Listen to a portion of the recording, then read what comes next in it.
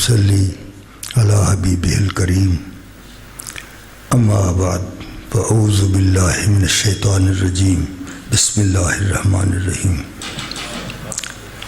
قال النبی صلی اللہ علیہ وسلم ادبوا اولادکم علی ثلاث خصال حب نبیکم وحب اہل بیتہ وتلاوت القرآن صدق اللہ مولانا العظیم وصدق رسولہ النبی الکریم الامین ونحن علی ذلک لمن الشاہدین والشاکرین والحمد للہ رب العالمین۔ حمد محمود کہ در جملہ صور شد بانوار محمد جلوگر، صورت گر ازل نے تیرے اعتبار پر، صورت گر ازل نے تیرے اعتبار پر ایک مشت خاک تھی جسے انسان بنا دیا۔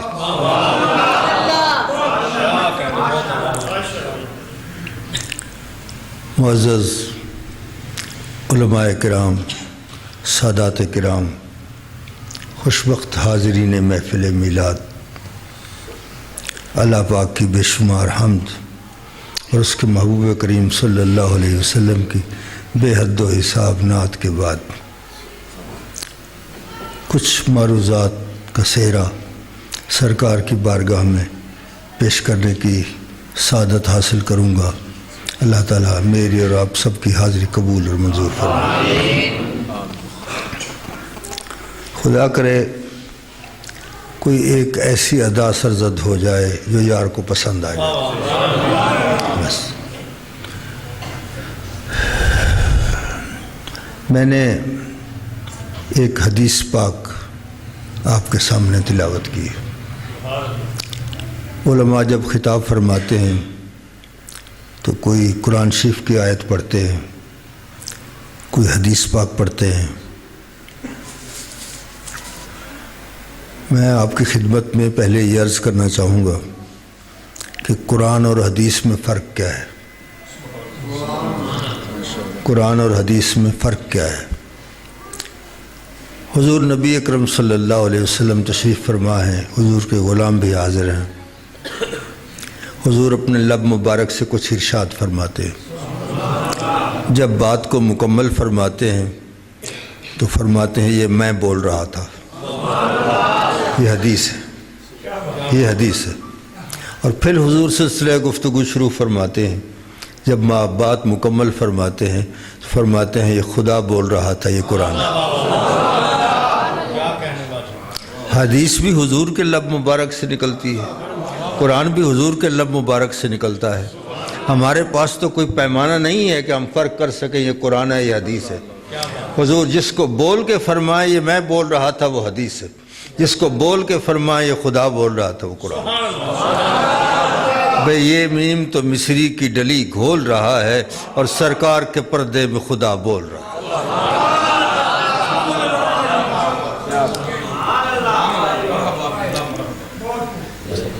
تو یہ حدیث پاک ہے جو میں نے آپ کے سامنے تلاوت کی۔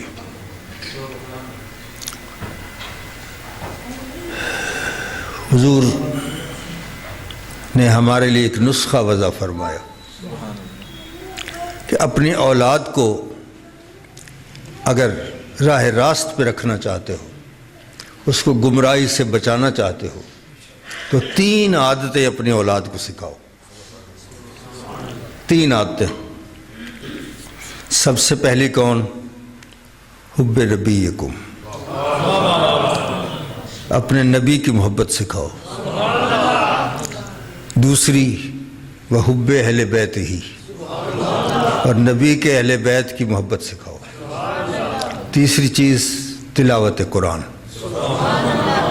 یہ 3 عادتیں بچوں کو سکھاؤ۔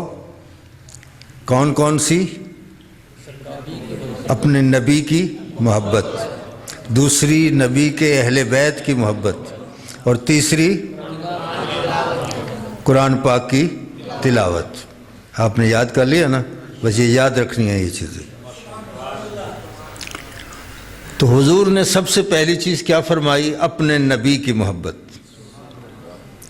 غور فرمائیے، جہاں 3 فرمایا ہیں 4 بھی تو فرما سکتے تھے، اور اس کو شروع کرتے کہ اب اللہ کی محبت، پھر نبی کی محبت، پھر اہل بیت کی محبت، پھر قرآن کی تلاوت، تو 4 ہو جاتی۔ حضور نے 4 نہیں فرمائی، یہاں سے شروع فرمایا کہ اپنے نبی کی محبت سکھاؤ، اہل بیت کی محبت سکھاؤ اور قرآن کی تلاوت۔ یہ 3 چیزیں کیوں فرمائیں؟ اللہ کی محبت سے شروع کیوں نہیں فرمایا؟ اصل بات یہ ہے کہ آپ دیکھتے ہیں آج کل تبلیغ بہت ہو رہی ہے۔ تبلیغ کرنے سے پہلے 2 چیزیں سمجھنا بڑی ضروری ہے۔ کون کون سی؟ ایک یہ کہ تبلیغ کی تاریخ کیا ہے، کب شروع ہوئی ہے، پتہ ہونا چاہیے کہ تبلیغ شروع کب ہوئی ہے۔ دوسری چیز یہ کہ تبلیغ کی ترتیب کیا ہے، جب آپ تبلیغ کرنے لگیں پہلے کون سی بات، دوسری کون سی بات، تیسری کون سی بات، اس طرح اس کی ترتیب ایک ہونی چاہیے۔ تو تاریخ بھی سمجھنی چاہیے تبلیغ کی، اور اس کی ترتیب بھی سمجھنی چاہیے، اس کے بعد تبلیغ کرنی چاہیے۔ اس کی تاریخ کیا ہے تبلیغ کی؟ اس کی تاریخ یہ ہے کہ جب سرکار دو عالم صلی اللہ علیہ وسلم کی ظاہری حیات طیبہ 40 سال کی ہوئی تو حضور نے قریش کو ایک پہاڑی پہ جمع فرمایا اور تبلیغ کا آغاز کیا۔ یہ ہے اس کی تاریخ، اور اس کی ترتیب کیا ہے؟ حضور نے یہاں سے نہیں شروع کیا کہ لوگوں اللہ کو مان لو، اللہ خالق ہے، مالک ہے، رازق ہے، زندہ بھی کرتا ہے، مارتا بھی ہے، اس کو مانو۔ یہاں سے آغاز نہیں فرمایا۔ کہاں سے آغاز فرمایا؟ حضور نے فرمایا لوگوں میں تم میں 40 سال رہا ہوں، مجھے اٹھنا بیٹھنا چلنا پھرنا، اپنوں کے ساتھ بیگانوں کے ساتھ، ہمسایوں کے ساتھ، رشتہ داروں کے ساتھ میرے برتاؤ کو تم نے دیکھا ہے، مجھے کیسا مانتے ہو؟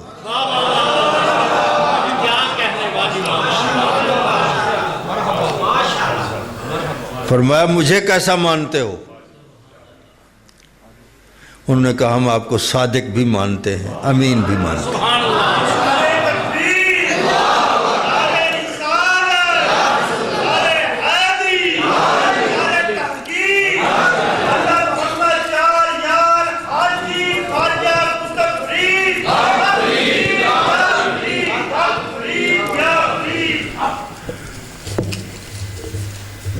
تو حضور نے فرمایا مجھے کیسا مانتے ہو؟ انہوں نے کہا ہم آپ کو صادق بھی مانتے ہیں، امین بھی مانتے ہیں۔ جب حضور کو مان لیا پھر حضور نے فرمایا اب میرے کہنے پہ میرے رب کو مانو۔ ترتیب یہ ہے تبلیغ کی، تبلیغ کی ترتیب یہ ہے جو حضور نے تبلیغ فرمائی ہے نا، اس ترتیب سے ہمیں تبلیغ کرنی چاہیے۔ اس کی ترتیب یہ ہے کہ پہلے حضور کو مانو پھر اللہ کو مانو۔ وہ کہتے ہیں جی یہ کیسے ہے کہ حضور کو پہلے مانے اللہ کو بعد مانے؟ ماننے کے لیے کچھ دیکھنا ضروری ہوتا ہے۔ جب تک آپ کچھ دیکھیں نہیں کہ نہیں تو مانیں گے کیسے؟ اور صوفیاء کے ہاں دیکھنے کی بڑی اہمیت ہے، دیکھنے کی بڑی اہمیت ہے۔ ایک بات آپ کی خدمت میں عرض کرتا ہوں، نماز کی بڑی اہمیت ہے، اس میں کوئی شک نہیں، لیکن یہ نماز کا تحفہ جو ہم نماز پڑھتے ہیں اس کا تحفہ کب ملا؟ جب حضور معراج پہ تشریف لے گئے۔ جب معراج پہ تشریف لے گئے تب یہ نماز کا جو ہم پڑھتے ہیں اس نماز کا تحفہ تب ملا۔ اور حضور اسلام کے آنے کے 11 سال بعد معراج پہ تشریف لے گئے، پھر یہ نماز ملی۔ تو 11 سال کیا کرتے رہے صحابہ کرام؟ وہ کون سی عبادت تھی جو صحابہ کرام کرتے رہے؟ وہ صرف حضور کے چہرے انور کو دیکھنا تھا۔ عظمت و شان مصطفیٰ، عظمت و شان مصطفیٰ، سبحان اللہ سبحان اللہ واہ جی واہ وہ حضور کو صرف دیکھتے رہتے تھے، یہی عبادت تھی۔ تو دیکھنے کی بڑی اہمیت ہے۔ آپ دیکھیں، اگر کسی عدالت میں آپ کو گواہی دینی پڑ جائے اور آپ کہیں جی میں گواہی دیتا ہوں، یہ جگہ اس نے خرید کی ہے، اس نے اس کو پیسے دیے ہیں، جج پوچھے گا تم نے اپنی آنکھوں سے دیکھا ہے؟ وہ کہے گا جی میں نے آنکھوں سے تو نہیں دیکھا لیکن بات سچی ہے۔ وہ کہے گا یہ گواہی قبول نہیں۔ گواہی اس کی ہوتی ہے جس نے اپنی آنکھ سے دیکھا ہو، اس کی گواہی قبول ہوگی۔ ایک چھوٹے سے ٹکڑے زمین کی گواہی کے لیے تو آنکھ سے دیکھنا ضروری ہے۔ واہ جی واہ واہ جی واہ اور جب آپ اشہد ان لا الہ الا اللہ روزانہ اذان میں کہتے ہیں، میں گواہی دیتا ہوں کہ اللہ کے سوا عبادت کے لائق کوئی نہیں ہے، کیا آپ نے اس کو دیکھا ہے؟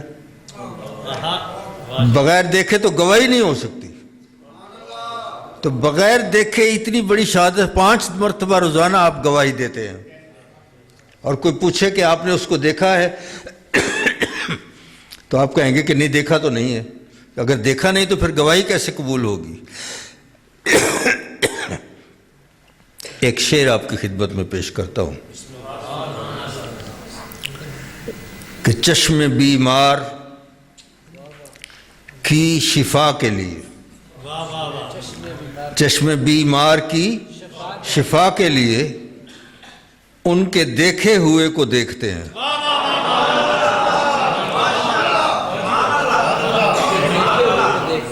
دوبارہ ارشاد جی چشم بیمار کی شفا کے لیے ان کے دیکھے ہوئے کو دیکھتے ہیں۔ حضور نے دیکھا حضرت ابوبکر صدیق کو، حضور نے دیکھا حضرت عمر فاروق کو، حضور نے دیکھا حضرت عثمان غنی کو، حضور نے دیکھا حضور مولائے کائنات کو، ان کو آگے حضرت حسن بصری نے دیکھا، ان کو آگے دیکھا، دیکھتے دیکھتے دیکھتے یہ سلسلہ یہ چین چلا آیا اور ہمارے شیخ کریم تک آ گیا۔ سبحان اللہ ہم نے اس واسطے سے انہیں دیکھا ہے، ورنہ اگر یہ واسطہ نہ ہو تو ہم کو خبر نہیں کہ خدا ہے بھی یا نہیں، ہم کو تو اعتبار ہے تیری زبان پر۔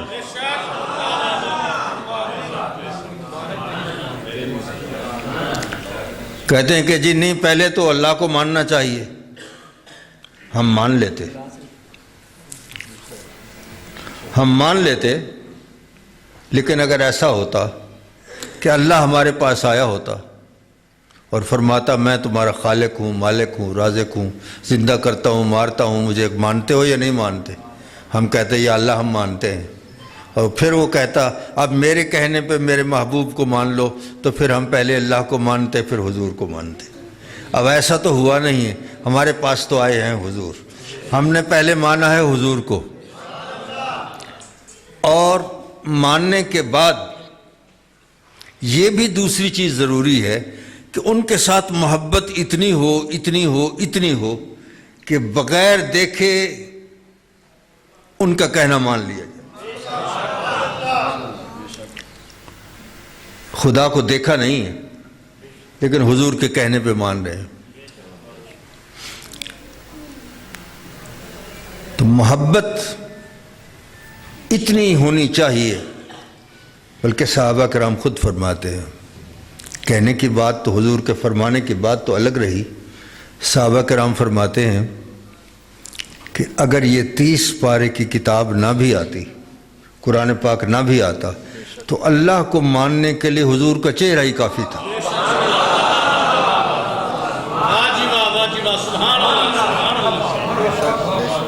اللہ کو ماننے کے لیے حضور کا چہرہ ہی کافی تھا۔ تو اصل بات ہے دیکھنا، خدا دیکھنا نصیب کرے۔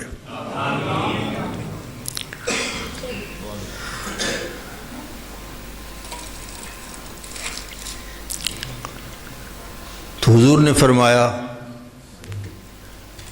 اپنی اولاد کو کیا سکھاؤ؟ نبی کی محبت سکھاؤ۔ کیوں؟ اس لیے کہ حضور کی ظاہری حیات طیبہ 63 سال حضور کی، 63 سال میں سے 40 سال نکال دیں جو حضور نے اظہار ہی نہیں فرمایا میں اللہ کا نبی ہوں۔ نبی تھے مگر اظہار نبوت نہیں فرمایا۔ 63 میں سے 40 نکال لیں، باقی 23 سال کا کارنامہ ہے حضور کا۔ آج پورا عالم اسلام جو سجدہ کر رہا ہے رب کو، یہ حضور کے 23 سال کا کارنامہ ہے، یہ حضور کے 23 سال کا کارنامہ ہے۔ اس لیے ہم اللہ کو مانتے ہیں حضور کے فرمان پر۔ دیدہ سے بھی بڑھ کر ہے تیرے لب سے شنیدہ، دیکھے ہوئے سے بھی زیادہ ہے جو حضور کے منہ مبارک سے سن لیا جائے۔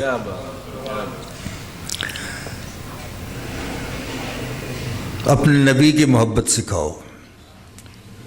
محبت کیسی جو ہم اپنی اولاد کو سکھائیں؟ وہ کیسی محبت ہو؟ یہ حضور مولا کائنات سے پوچھیے۔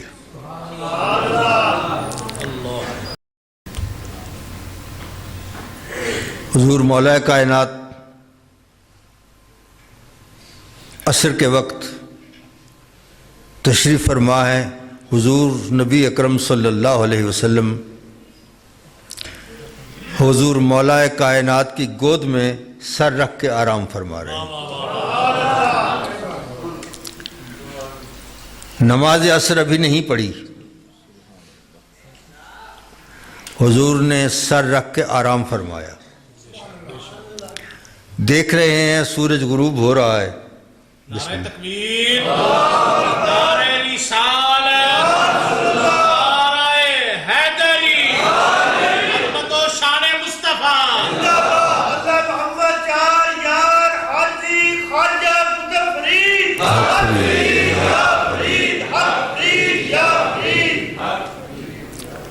آرام فرما رہے ہیں۔ دیکھ رہے ہیں سورج غروب ہو رہا ہے، حضور کو بیدار نہیں کیا یہاں تک کہ سورج غروب ہو جاتا ہے۔ بیدار کیوں نہیں کیا؟ وہ اس بارگاہ کی نزاکت کو سمجھتے تھے۔ حافظ شیرازی علیہ رحمت نے ایک بات لکھی ہے، جو باد صبا ہوتی ہے نا، صبح کی ہوا، اس کو مخاطب فرماتے ہیں حافظ شیرازی۔ کہتے ہیں میرا محبوب آرام فرما ہے اور مکنۂ صبا مشوش سر زلف آں پریرا۔ میرے محبوب کی زلف کے سرے کو بھی نہ ہلانا، صبح کی ہوا کو کہہ رہے ہیں۔ مکنۂ صبا مشوش سر زلف آں پریرا، میرے محبوب کی زلف کے سرے کو بھی نہ ہلانا۔ کیوں؟ تجھے کیا پتا اس زلف کے شان کا کہ ہزار جان حافظ بفدائے تار موئے۔ حافظ جیسی ہزاروں جانیں اس زلف کے تار پر قربان ہو جائیں۔ اور عارف جامی کیا کہتے ہیں؟ آپ فرماتے ہیں ہدیہ زلف تو،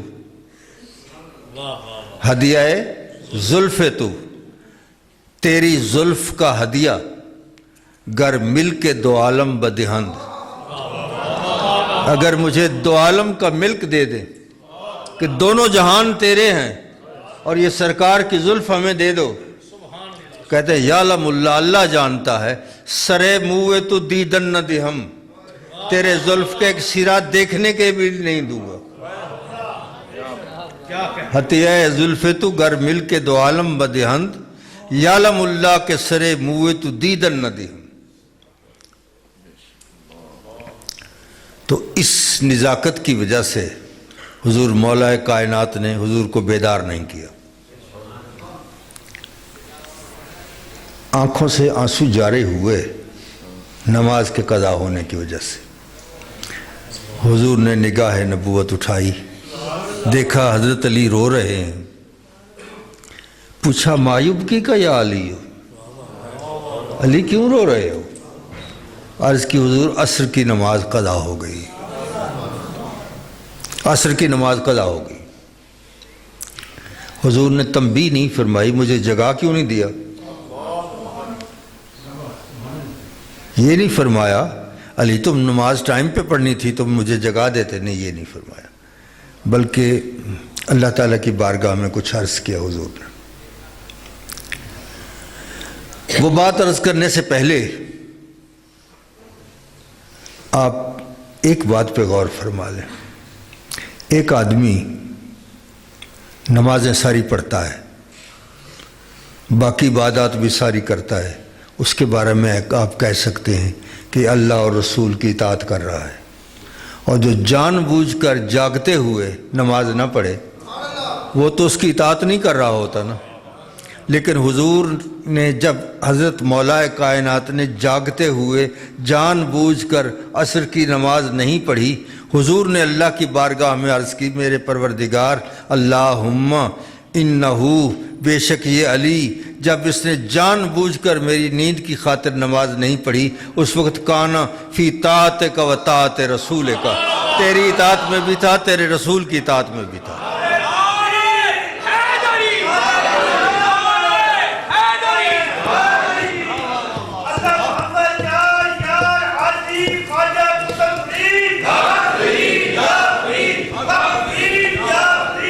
उस वक्त तेरी इताअत में भी था, तेरे रसूल की इताअत में भी था।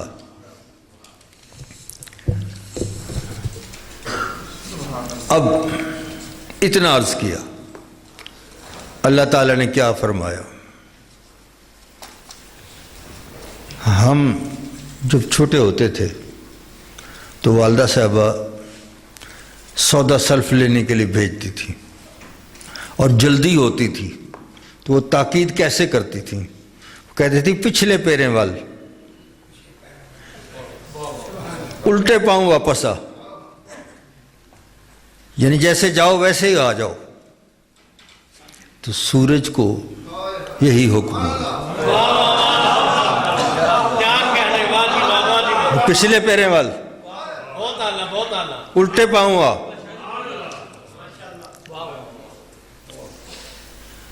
और अब अगर हुकूमत वक्त को कोई ऐसी दुश्वारी पेश आ जाए तो वो क्या करेंगे, माहिरीन को बुलाएंगे, इस मसले का हल बताओ। ये तो सारा निज़ाम ख़राब होता है। एक निज़ाम से बिल्कुल हट के चीज़ हो तो सारा निज़ाम ख़राब हो जाएगा। कोई रास्ता निकालो तो वो कहेंगे जी वड्डी पुली ला गई नो, तो ये हुणे चक्कर काटते थे उथे ही आवे से। अल्लाह ने फरमाया ये नहीं, ये तो लोग कहेंगे अगले दूसरे दिन का सूरज है। मेरे महबूब की शान तो तब जाहिर होगी जब सूरज उल्टे पांव पलटे, सूरज उल्टे पांव पलटे, उल्टे पांव सूरज वापस आए। और जब आप पेट्रोल पंप पे जाते हैं तेल डलवाने के लिए तो पूछते हैं जनाब कितने का, आप कहते हैं 2000 का, उसको फीड कर दिया जाता है 2000 रुपये, उससे आगे जाता है नहीं जाता ना। इसको फीड कर दिया गया सूरज को, असर तक ही रहना है, इससे आगे नहीं जाना। वो असर तक ही रहा और मौलाए कायनात ने अदा पढ़ी। फाजिल बरेलवी ले रहमत कादरी सिलसिले से ताल्लुक़ रखते हैं, लेकिन ये शेर जब लिखा ना उसमें कुछ चिश्ती रूह आ गई थी। वो कहते हैं कि मौला अली ने वारी तेरी नींद पर नमाज, मौला अली ने वारी तेरी नींद पर नमाज, और वो भी असर सबसे जो आला ख़तर की है। साबित हुआ कि जुमला फ़राइज़ फ़ुरू हैं, साबित हुआ कि जुमला फ़राइज़ फ़ुरू हैं, असलुल उसूल बंदगी उस ताजवर की।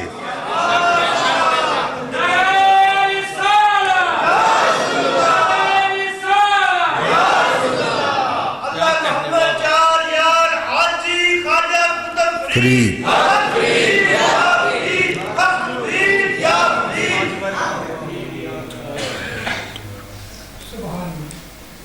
تو حضرت مولا علی کے لیے سورج واپس آیا. ایک بات پہ غور کیجیے. ایک موقع ایسا تھا جب نمرود نے دعویٰ کیا میں رب ہوں، رب ہوں. حضرت ابراہیم علیہ السلام نے سنا تو آپ نے فرمایا دیکھتے ہیں اس کو جو کہتا ہے میں رب ہوں. تشریف لے گئے. نمرود انتہائی کریہ المنظر تھا. رج کو جا کوڑا، رج کو جا کو جا سمجھتے ہیں نا، بدصورت. ایک طرف خوبصورت عورتیں بیٹھی ہوئی ہیں، ایک طرف خوبصورت لڑکے بیٹھے ہوئے ہیں، وہ درمیان میں بیٹھا ہے. آپ نے فرمایا کون ہے جو کہتا ہے میں رب ہوں؟ انہوں نے کہا جرا آدھے چ بیٹھے نا یہ آکھ دے.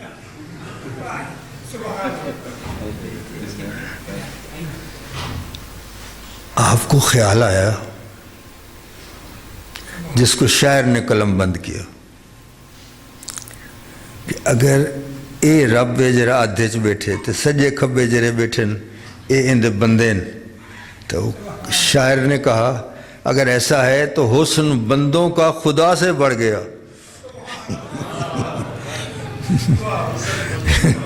حسن بندوں کا خدا سے بڑھ گیا اور خدا بندوں سے بدصورت بنا. یہ کیسا ہے کہ آپ بدصورت بندے سونے. تو آپ نے کہا تیرے پاس کیا دلیل ہے کہ تو رب ہے؟ انہوں نے کہا رب کی کیا دلیل ہوتی ہے؟ آپ نے فرمایا رب تو ہے یحیی و یمیت، زندہ بھی کرتا ہے مارتا بھی ہے. اس نے کہا یہ کام میں بھی کر سکتا ہوں. آپ نے فرمایا کیسے؟ جس کو رہا کرنا تھا حکم دیا اس کو قتل کر دو، اور جس کو قتل کرنا تھا حکم دے دیا اس کو رہا کر دو. میں کر سکتا ہوں. آپ نے فرمایا ان کو تو پتہ ہی کہ نہیں، جیواں تے مارن دا کو پتہ ہی کوئی نہیں، ان کو بھی طرح پوچھ دوں. آپ نے فرمایا ان اللہ یاتی بالشمس من المشرق فاتح بہا من المغرب.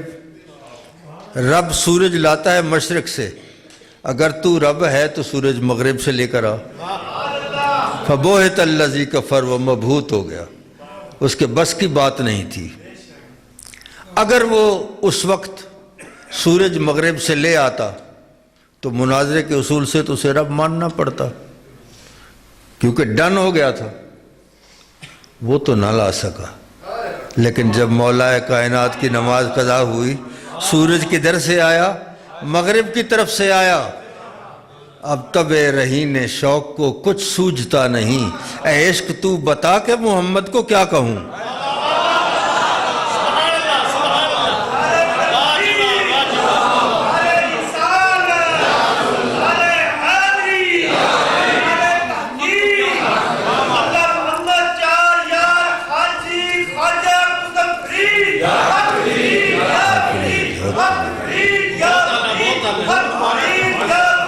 تب رہین شوق کو کچھ سوجھتا نہیں، اے عشق تو بتا کہ محمد کو کیا کہوں.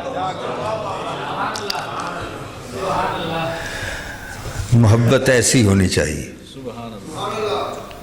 میں بتانا یہ چاہتا تھا جو حضور نے فرمایا اپنے نبی کے ساتھ ایسی محبت رکھو، ایسی محبت ہونی چاہیے. ایک بات اور،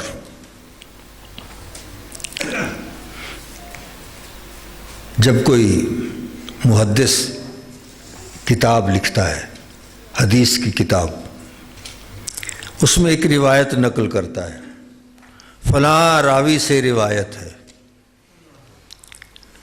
نقل کرنے سے پہلے، کتاب میں لکھنے سے پہلے وہ اس راوی کے پاس جاتا ہے. اس کے کچھ اصول ہیں جس پہ اس راوی کو پرکھتا ہے. یہ آدمی سب سے پتہ کرتا ہے یہ آدمی جھوٹا تو نہیں ہے، یہ جھوٹ تو نہیں بولتا، پھر اس کا تقویٰ کیسا ہے؟ نیک آدمی ہے، کسی سے زیادتی تو نہیں کرتا، نمازوں کا پابند ہے، شریعت کا پابند ہے، ساری چیزیں، اور اس کی سند ملتی ہے اوپر تک۔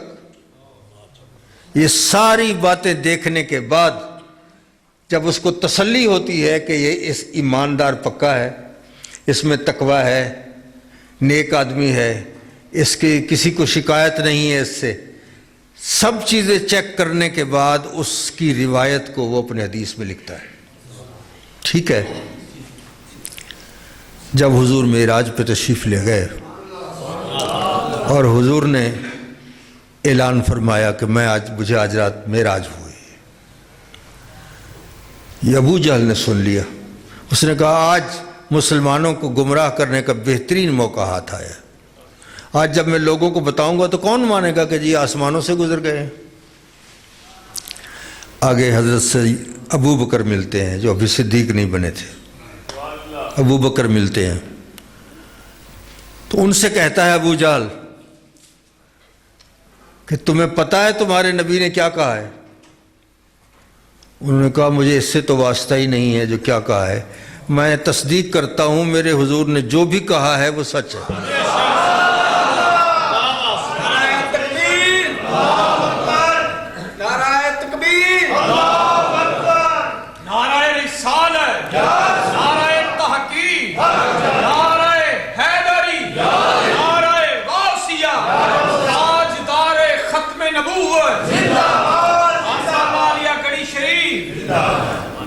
تو حضرت ابو بکر نے اس کی تصدیق کر دی، جس کی وجہ سے وہ صدیق بن گئے۔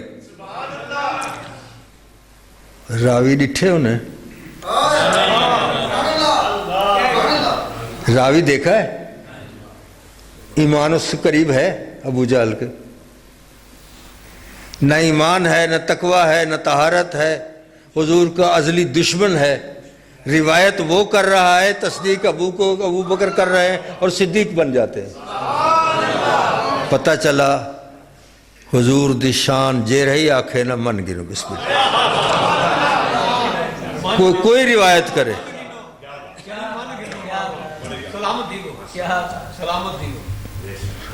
حضور کی شان جو بھی بیان کرتا ہے اس کو مان لو، اس کی سند سند کچھ نہ دیکھو، یار کی بات تو کر رہا ہے نا۔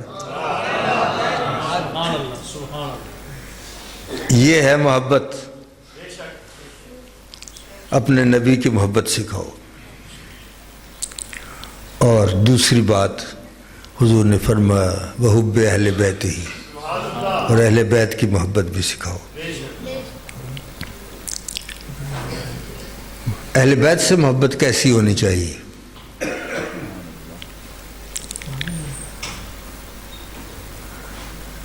آیت مبارکہ ہے قُلْ لَا أَسْأَلُكُمْ عَلَيْهِ أَجْرًا إِلَّا الْمَوَدَّةَ فِي الْقُرْبَى۔ اے محبوب آپ فرما دیجئے میں نے جو تمہیں تکلیفیں اٹھا کر اسلام تم تک پہنچایا، سیدھا راستہ تمہیں دکھایا، اس کا اجر میں تم سے اور کچھ نہیں مانگتا، إِلَّا الْمَوَدَّةَ فِي الْقُرْبَى، کہ میرے اہل بیت کے ساتھ بس محبت رکھو۔ یہ لفظ ہے مودت، لفظ ہے مودت۔ تو مودت کیا ہوتی ہے اور محبت کیا ہوتی ہے، اس میں فرق کیا ہے؟ یہ بات میں نے ایک درویش سے پوچھی کہ مودت کیا ہوتی ہے، تو انہوں نے بتایا کہ محبت وہ ہوتی ہے جو زندگی بھر رہے، پوری زندگی، وہ ہوتی ہے محبت، آخر دم تک جو رہ جائے وہ ہوتی ہے محبت۔ تو میں نے کہا مودت کیا ہوتی ہے؟ انہوں نے کہا مودت وہ ہوتی ہے جو مرنے کے بعد بھی قائم رہے۔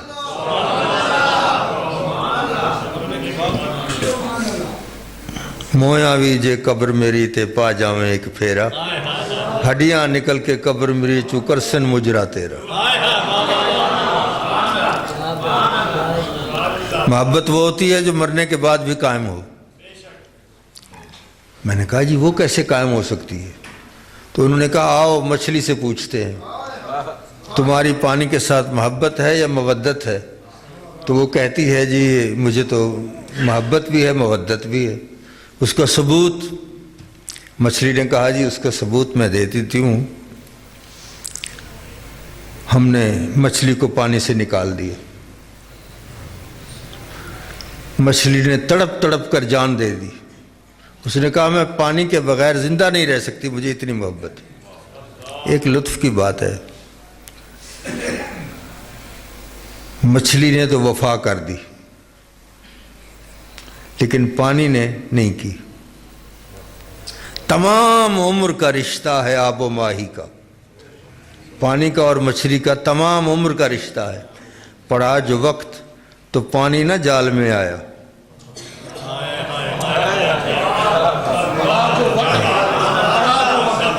تو پانی نہ جال میں آیا۔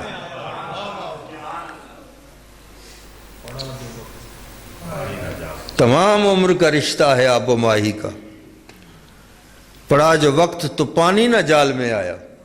لیکن ہمارے تو لجپال ہیں، مچھلی کو باہر نکال دیا، اس نے جان دے دی، محبت کا ثبوت دے دیا۔ اب ہم نے اس سے کہا مودت کا ثبوت کون دے گا؟ اس نے کہا وہ بھی میں دوں گی۔ ہم نے اس کے ٹکڑے کیے، کیا کہنے والی، ہانڈیا میں پکایا، پکانے کے بعد کھایا، کھانے کے بعد پانی کا گلاس، تھوڑی دیر بعد پھر پانی کا گلاس، تھوڑی دیر بعد پھر پانی کا گلاس۔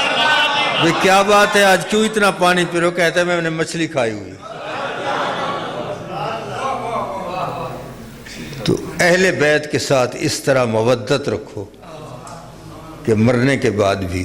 اب اگر ان چھوٹے بچوں میں آپ یہ بیج بو دیں گے تو آپ کے بعد بھی یہ وہی بات کرتے رہیں گے، اہل بیت سے محبت، حضور سے محبت، قرآن پاک سے محبت۔ اسی لیے آپ یہ بیج جو ہے اپنی اولاد میں بو کر جائیں۔ اور تیسری چیز تلاوت القرآن، قرآن کی تلاوت۔ قرآن کس کو کہتے ہیں؟ قرآن کس کو کہتے ہیں؟ ایک قرآن مجید کے بارے میں خود قرآن پاک میں موجود ہے کہ ذالک الکتاب لا ریب فیہ۔ اہل علم حضرات بیٹھے ہیں، اس کا ترجمہ کیا ہے؟ ذالک الکتاب لا ریب، یہ وہ کتاب ہے، ترجمے پہ غور فرمائیں، یہ وہ کتاب ہے جس میں کوئی شک نہیں۔ یہ ترجمہ آپ کو ترجمے والے قرآن شریف میں بھی یہی ملے گا، کسی عالم سے پوچھیں اس سے بھی یہی ملے گا، کسی سے پوچھ لیں۔ ذالک الکتاب لا ریب فیہ کا ترجمہ ہے یہ وہ کتاب ہے جس میں کوئی شک نہیں۔ صوفیہ اب فرماتے ہیں کہ ذالک کا اسم اشارہ ہے اور اشارہ بعید کے لیے، جس کا معنی ہے وہ، جس کا معنی ہے وہ۔ تو اسم اشارہ ایک ہے ذالک، ذرا غور کیجئے گا ضرور اس بات۔ اسم اشارہ ایک ہے ذالک جس کا معنی ہے وہ، لیکن آپ جب ترجمہ کرتے ہیں تو دو ترجمے کرتے ہیں۔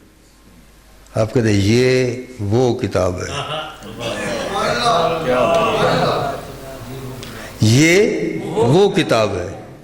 ایسا تو ہو ہی نہیں سکتا، ایک چیز یہ بھی ہو وہ بھی ہو۔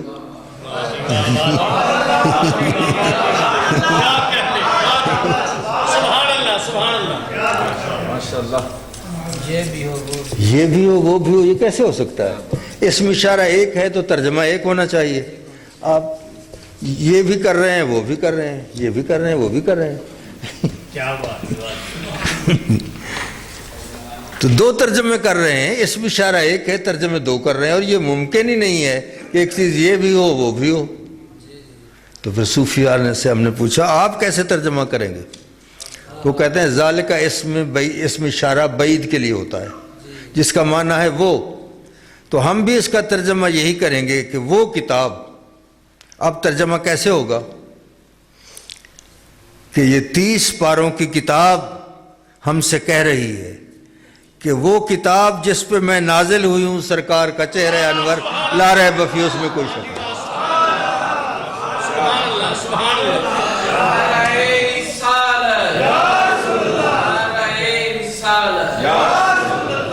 وہ کتاب جس پہ میں نازل ہوئی ہوں لا ریب فیہ اس میں کوئی شک نہیں ہے۔ اور مصحف قرآن شریف کو کہتے ہیں۔ مصحف کو نہ کیوں ناز ہو اس صورت پر، مصحف کو نہ کیوں ناز ہو اس صورت پر، قرآن سے پہلے یہ کتاب آئی ہے۔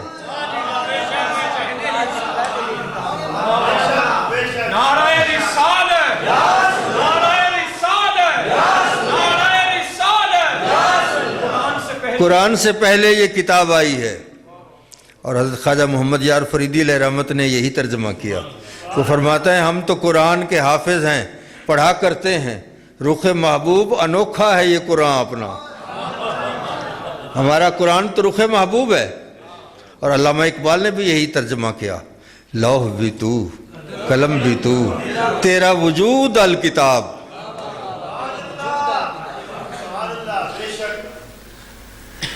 تو حضرات، میں یہی پیغام آپ تک پہنچانا چاہتا تھا کہ اپنے بچوں میں کو یہ عادت سکھاؤ، حضور کی محبت، اہل بیت کی محبت اور قرآن پاک کی محبت، اور قرآن پاک کو عشق کی نگاہ سے پڑھیں، کسی صوفی بزرگ سے پڑھیں جو آپ کو اس طرح ترجمے بتائیں گے۔ تو اللہ تعالیٰ میری اور آپ سب کی حاضری قبول اور منظور فرمائے۔ پہلی دفعہ میں یہاں حاضر ہوا ہوں، ماشاءاللہ آپ کے ذوق شوق کو دیکھ کر بہت خوشی ہوئی ہے، اور آپ نے میری باتیں سیدھی سادھی کچھ اس میں کوئی ایسی لچھے دار چیزیں تو نہیں تھیں، لیکن آپ نے توجہ سے سنا۔ میں بے حد شکر گزار ہوں مسجد کی انتظامیہ کے لیے، ہمارے جو میزبان ہیں میرے عزیز پیر بھائی، ان کے لیے، ان کے والد صاحب کے لیے میں دعا گو ہوں، باقی سب احباب کے لیے دعا گو ہوں۔ اللہ تعالیٰ سب پہ کرم فرمائے۔ اللہم صلی علی سیدنا مولانا محمد وعلی آل سیدنا مولانا محمد صلاۃ تنجینا بہا من جمیع الاحوال والآفات وتقضی لنا بہا جمیع الحاجات وتطہرنا بہا من جمیع السیئات وترفعنا بہا انک اعلی الدرجات وتبلغنا بہا اقصی الغایات من جمیع الخیرات۔ سارے بیٹھ گئے بھائی۔